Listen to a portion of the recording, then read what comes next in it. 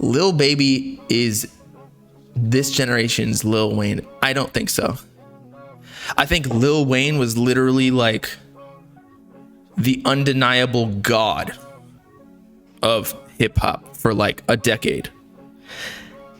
With all of his mixtapes, he would literally like take people's beats, remix them. He wouldn't even make money off it. He just did it because he wanted to. He was like one of the first people like that was recording, freestyling, and punching in. Like he revolutionized, or was one large part of revolutionizing what rap is today, at least from my understanding. But I don't think anybody right now can be comparable to Lil Wayne other than Drake. But Lil Wayne passed the torch to Drake. Drake then got bigger than Lil Wayne. So I guess Drake is really the only comparable person, but he took it to a whole nother level. But then he's also like pop. So that's why it's like not fair, but I guess it's his choice. Because Lil Wayne was just strictly like rapping. I mean, obviously he did like auto-tune singing and shit, but it was still hip hop. Whereas Drake, like, he just dropped a dance album. But yeah, Lil Wayne made an entire generation of Lil rappers. I think that the impact that Lil Wayne had on future rappers is actually greater than what Drake has done. Especially with like his lyricism, Lil Wayne's. It wasn't like super, I don't know, like big words, but it had a lot of, I don't even know, metaphors, similes. That was like his style.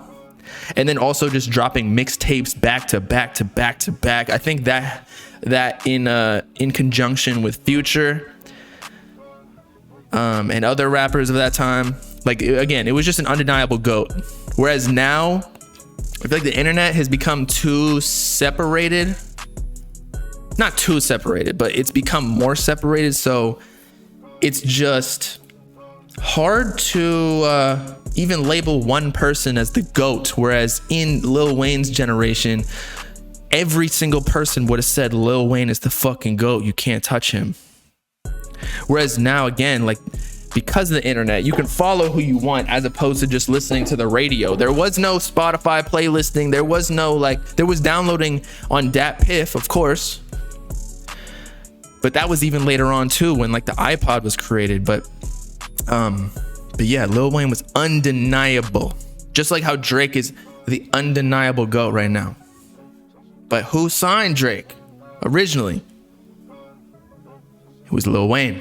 We were speaking about Lil Wayne before. I actually think, and y'all were comparing him to Lil Baby potentially, but I honestly think Youngboy might be the Lil Wayne. If that's even possible. Now, I don't think that Youngboy has the same impact necessarily, but so again, it's hard to even like come close to Lil Wayne, at least yet. But like Youngboy reminds me of a young Lil Wayne. He don't give a fuck about the law, about anything, about the label. He just drop how he want to drop on YouTube. He does numbers every single time organically. He's got his own swag that like nobody can really copy. Youngboy, but yeah, nobody can compare to Wayne. Nobody. But the thing is, we say Wayne has 1,000 hits, but music is so subjective. The Youngboy fans, which he has so many of, they think he's got 1,000 hits too. So I think Youngboy is a better comparison to Lil Wayne than Lil Baby. Maybe not though. I don't even know.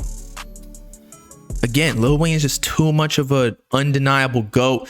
Youngboy still, like, his fans go crazy for him. It's like a new phenomenon. He more like MJ. Whoa, okay, no.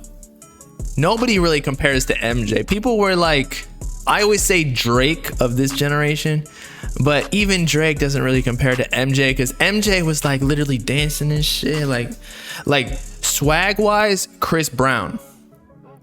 However, the impact MJ had, people were fainting at his concerts just by being at his concerts.